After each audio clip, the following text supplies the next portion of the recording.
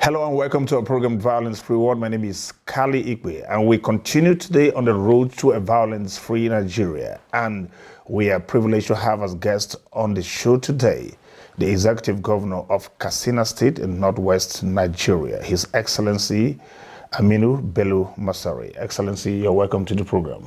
Thank you very much. All right, we're going to come back with the conversation shortly. We're here.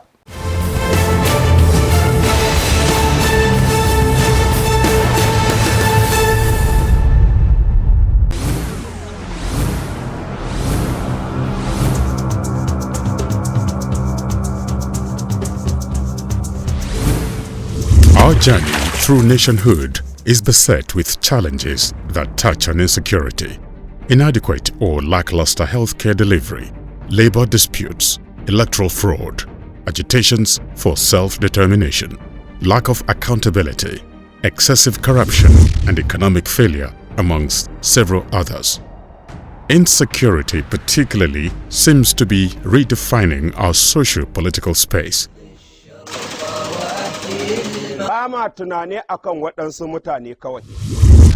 We have fought insecurity to the level that everybody can say, look, we are not happy. We are not saying, and there is no state that can talk about no crime. Development itself brings crime. So for me, that we've been able to fight insecurity to the level we are today is a major project for me. In the first 6 weeks of 2021, for instance, no fewer than 1,525 persons were killed across the country, according to a Vanguard newspaper investigation and data obtained from the Nigeria Security Tracker (NST), published 1st March 2021. Most of the state government are taking action, and we are fighting, and we are actually getting some of the security points where we will fight these people. In Nasarawa State, for instance, just last year, we went into a place called Utu. We were able, Mr. President assisted us to get a joint operation of the Air Force, the Army, the Police, the Navy, the Vigilante, that we have civil defense. And then they all came, some of them across from Kogi State, some of them from Nasarawa State. And when we attacked, so many people were killed. We took children, women and children, close to 1,000, before we started sending them to that. So that's the worst you can do to anybody. It's worse than calling anybody a terrorist. The response from the government has been intense, but the impact is not felt by all. And in various forms, citizens have been half-hearted in their show of appreciation.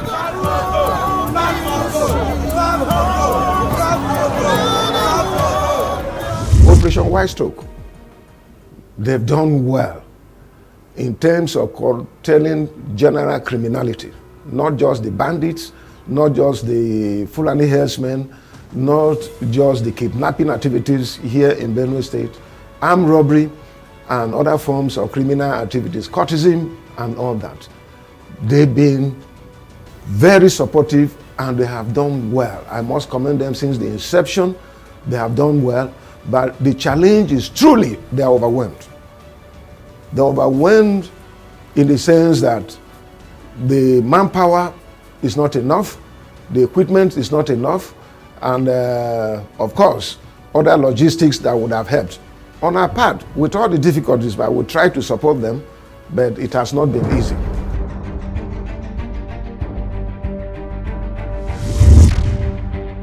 Individual governors in their respective states have taken on the challenge headlong. It is particularly worthy of note that the Nigeria Governors Forum demonstrates a deep sense of solidarity through visits and statements that are quite reassuring. A case in point was the visit to the Niger State Governor at Minna, the state capital, when the massive school abduction occurred in February 2021. Such visits to other states have happened across the country in recent times. Our peace in Bauchi is not just won just like that. It is something that is very deliberate. It's based on a policy thrust that we establish that security is the key to whatever we are going to do, so that we don't We don't create a situation where farmers cannot go to the farm, hunters cannot go to hunt, and then school children cannot go to school. And of course, we have a joint patrol mechanism that we are doing with the army, with the police, even with the hunters. One special measure among several that resonates with the governors is the need for the establishment of state police to complement the efforts of the federal police. From what I have seen, before I came here, I came from the Senate. And while in the Parliament, I was very strong in canvassing for state governments to float their own police. The existing strength of the Nigerian police or the Nigerian army is so inadequate. I know in Kaduna we don't have up to 3,000 policemen. Kaduna has a population of 78 million people. Just to buy 3,000 with even 7 million, you will come to over 210 to one policeman. So something fundamentally has to be done. The issue of not able to pay police is not true. The federal government has delved into issues that are purely local. So that's how our money is being frittered away.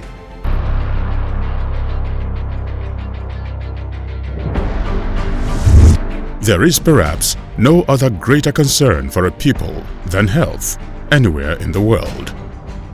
The destabilizing effect of the COVID-19 pandemic no doubt overwhelmed several other deadly diseases with lethal consequences, while malaria has continued to ravage the populace.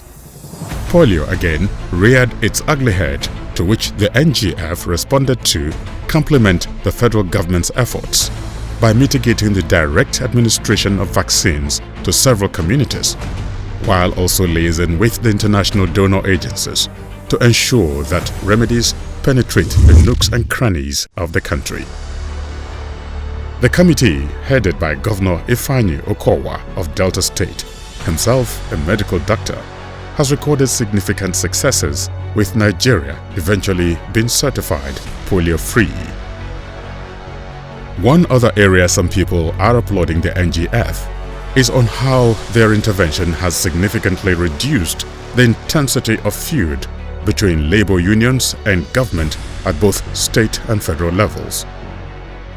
What we try to do here now is that when money comes, we put it on the table. Let NSC be involved, let everybody be involved, share it. So when they shared, and for a particular month it was supposed to be 10%, I felt horrified. And I said, no, it cannot, it does not mean well. And I said, okay, whatever it will take, I will borrow to increase that to 35%. Because I believe that a laborer or civil servant is entitled to his wage. I agree. The cordiality between the Committee of Vice Chancellors of Nigerian Universities and the NGF further attest to the will to minimize incessant closure of universities, which results from trade disputes. In a rather reassuring manner, the NGF as a body has at every opportunity decried heating up the polity in the guise of agitation for self-determination by groups across the country. The forum has maintained that responsible dialogue through established channels holds greater prospects of achieving justice for all. The mischievous tendency by some citizens to ethnicize violence by ascribing dastardly acts to certain tribes and religion is something the body has also consistently condemned in unequivocal terms. Similarly, the issues of corruption, lack of accountability, electoral fraud, and management of the economy have continued to receive attention in the form of constructive criticism and advice. Perhaps of special note is the seemingly populist stance of the NGF in resisting a bogus payment in millions of dollars to consultants as fees for brokering recovery of funds for states. This is just a ruse. That was our position. But how the so-called consultants were able to convince federal government and people were able to sign that they will now deduct money from us to pay them, we were shocked. That's why we are in court. We have told the federal government, you cannot pay this money. Who awarded this contract? What did they do for us? Absolute nothing. The matter has been left to the courts for adjudication.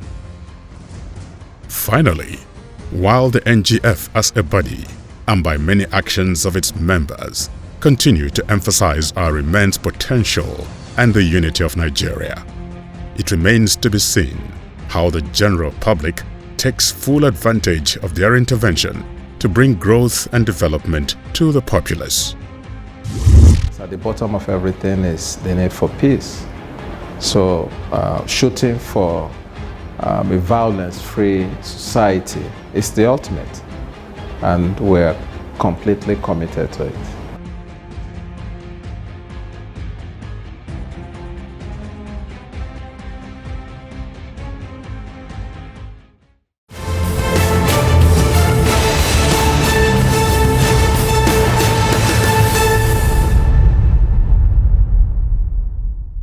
Welcome back. Excellency, many people see Nigeria as being on the edge on the account of raging insecurity that has persisted for a considerable while now. Kaduna State, Zamfara State, and Katsina can be considered as being the epicenter of all of this violence. I don't know how challenging this has been to you as a governor of Katsina State. Well, first of all, let me start by welcoming and appreciating what you are doing towards contributing to restore normalcy. I think it's very challenging in the sense that lives are lost, properties are destroyed, the cohesion that used to exist between communities, between neighbors, in those frontline villages and towns bordering the forest, all have disappeared. And also the meager resources coming to the state is being diverted in trying to restore normalcy and assist those who have become victims by way of stealing, some by way of injuries that we have to take care of the hospitals, and some by even looking after those who died, their immediate families. So it has been very challenging, but we thank God. As difficult as it is, we have been able to manage the situation and to a large extent bring it under control within the capacities of state governors. But state governors are not the only actors in this. And another thing to consider that this banditry in this part of Nigeria has been there for well more than 100 years. It's not something that is new, but the escalation, that has been the biggest problem that has gone beyond what local authorities can contend with. Even to some extent is giving serious headache to the military and the police. So I think it's very challenging, but certainly with the sensitization, cooperation of the people, we are seeing to see some progress, but certainly it has the capacity to completely destabilize the people, especially people living within the the areas that is mostly affected. There's so much more to come back and talk when we return from this break. This has been Violence Free World. We'll be right back after this time out.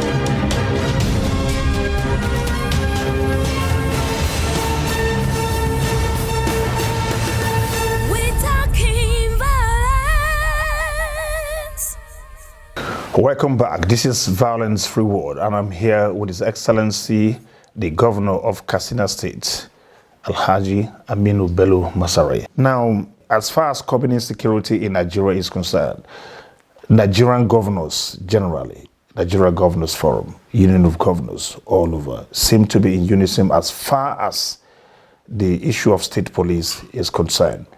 You've spoken about it a lot of times. But yet, some persons, pundits if you like, insist that a lot of states, most states in Nigeria simply do not have the capacity to be able to cater to state police, pay them and all of that. What do you feel?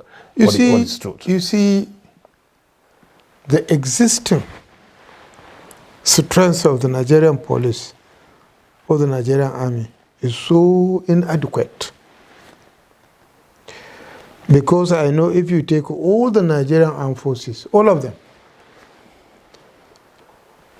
the open space you spoke about, between part of Katsina and Zamfara will consume all of them.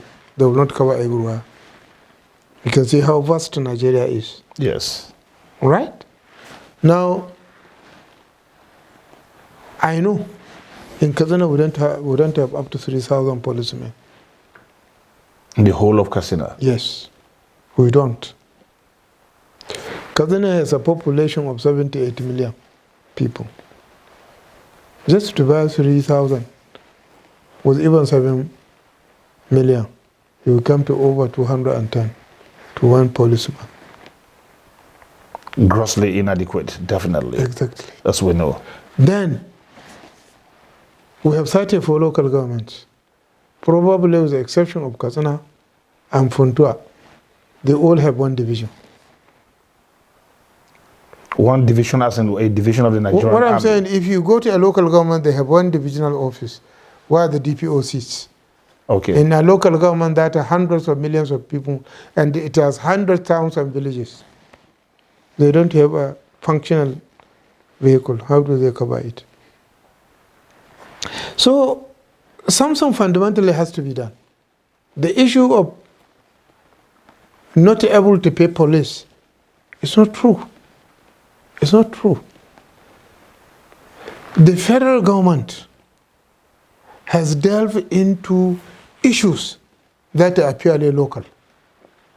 So that's how our money is being frittered away. Tell me, Federal Ministry of Agriculture without land.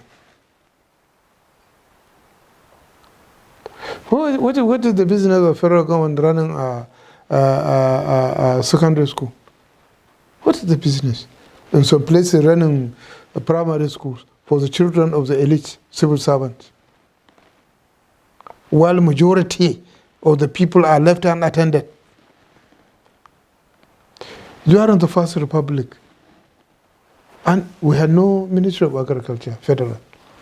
What we had is the Research Institute in Ibadan and the Davon in Jos. Fundamentally, Ministry of Agriculture, to my understanding, I may be wrong, was created for fertilizer distribution under the military. So, look, you see, that if we want to run this country as a federation, we need to loosen the federal government, devolve some of these functions to states and local government. where the people live. Say you say you are doing it for the people. And where are the people? The people live in states or local government. You see, the problem is, I don't have to pay my policeman as much as Lagos State will pay, or as much as Kano State will pay, or even Kaduna, if our revenue base is different. So our revenue base should look at this over-unification on many issues created our problem today. Why should a councillor, I not talk about a councillor, me as a governor of Kaduna State, why should I earn as much as the governor of Lagos when one local government is richer than Kaduna State? But that will not diminish my authority as a governor.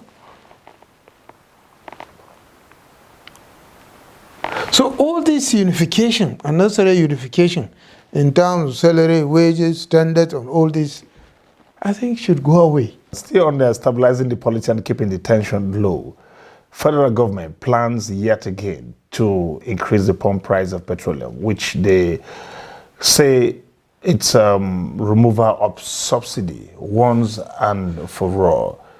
This is going to pose a lot of problem even for everybody, including government itself. Is this something that you will support as we move close to an election year? I think you see, the government has removed subsidy on diesel. The government has removed subsidy on kerosene. Now, Kazana, we are neighboring Jigawa, Kano, Kaduna, Zamfara, and to some extent Sokoto. So if we want to introduce a policy in Kazana, what we normally do, we check these states. Do they have the same policy?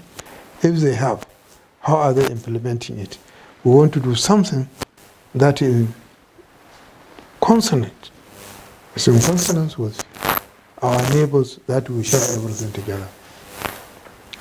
Let's look at what is the pump price across West Africa, Central Africa, and even North Africa. Are we saying we will continue, if our own is lower, to subsidize these countries? Or if to say our own will be higher, are we saying that will allow them to be smuggling petroleum products into Nigeria because their own is cheaper? It's a very simple arithmetic. So you're submitting to market forces completely? Completely? Well, why not? Now, how do you expect the ordinary person? Some persons... You see, the problem is, you know, I was privileged, and I thank God, to start owning a car when 5 naira was more than enough to fill a tank. 5 naira? Yes. Okay. I bought my first car, 1976. The whole cost of the car, including insurance and everything, was 4,200 naira. And the car was Datsun 18B. That's 1.8 liters with air conditioning. We are now coming from this period to this period. So it means the country is responding. And every time you have an increase in price, there will be hue and cry. But when you have shortage of supply, people are prepared to buy it at whatever price. The issue is application of resources. The money that is going to be made out of removal of subsidy, how do we plow it into the system to cushion the effect of price increase? Because if we are subsidizing the whole of West African countries with oil from Nigeria, I think we need to think twice. We need to think twice. They mentioned 5,000 naira. I think that was ridiculous. 5,000 naira to persons. Why do you even need to make the offer at all? In the sense that even the 5,000 naira... 5,000 naira to who? That's the question. Yes, 5,000 naira to the most vulnerable, they say, the most vulnerable. And how do you determine who is the most vulnerable? How do you pass out this money, and where do you even find this money? Let me tell you, when I started talking to you, I told you government has removed subsidy on diesel, on kerosene. It's not there in LPG, right? Yes. Who are the beneficiaries of these subsidized petroleum product? Maybe the sensitivity of... You, the elite. Yes. Who is the elite? Because when diesel, that transports goods and services to the local people. When kerosene, that ordinary woman in the market, in the village, will use to cook. In fact, if there is subsidy, it should go to gas and kerosene so that felling of firewood should stop. Because it is the alarming desert is encroaching on us. Excellency, you don't seem to be bothered about the consequence, the very likely consequence. You don't look bothered. No, I am. More than you think. Because the cost of governance will also increase. And in the next 2 years, I will be out of office. Well, Excellency, I think that's a very good point to leave it. At this point, I must thank you very much for finding time to oblige me. It's even better that we're doing it in Katsina. Thank you very much. All right. Yeah. Well, I've been speaking with His Excellency, the Governor of Katsina State, Alhaji Aminu Bello Masari.